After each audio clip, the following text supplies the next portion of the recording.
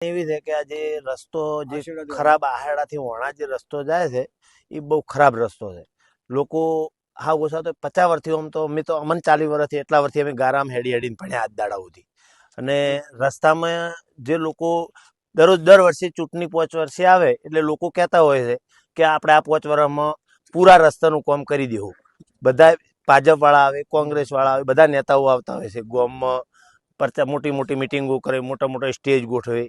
પછી જ્યારે એનો સમય પૂરો થઈ જાય એટલે બધા હું ઘેર જતા રહે, કોઈ પછી ફેર વળીને તાકતું નથી. તો અમારા બધાના ખેડૂતોનું સામે ગામવાળાનું બધા આજુબાજુના ખેડૂતોનો પ્રશ્ન એક જ છે કે ગમે એ કરીને આટલો રસ્તો પાકો કરીએ. કે આ મને આ 65 વર્ષની મારી ઉંમર છે. મને જ્યારે યાદ છે ત્યારથી અમે ભાજપને વોટ આપો જ છે. તમામ લોકો, હું એકલો નહીં, આખો સમાજ અમારો પ્રજાપતિના 300-400 ઘર છે.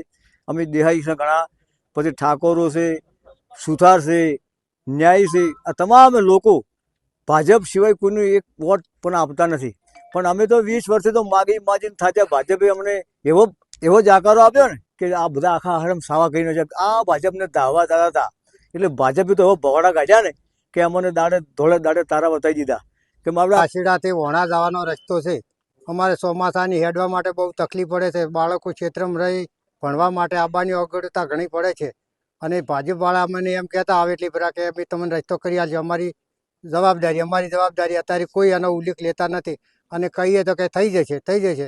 હવે એ થઈ જશે તો અમે વોટ આલવામાં કે આલી જ છે, પણ એક ચોકડી પાડી એટલી પાડી, હવે વોટ બીજો આપશે નહીં.